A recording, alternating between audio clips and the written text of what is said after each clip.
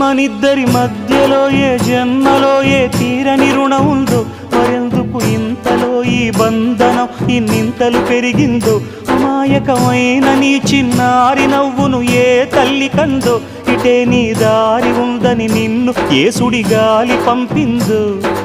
పాపం పుణ్యం దేవుడికెరుక, పేదకు దొరికిన బంగారు కణిక, పాలు వెన్నాలేవని అనక ప్రేమను తాగి తెరగవెసిలక. వలేసే పాడు లోకం కంటపడక ఉండు నాయనక, ఇలా నా గుండెలోనే గువ్వల కొలు ఉండిపోయింక.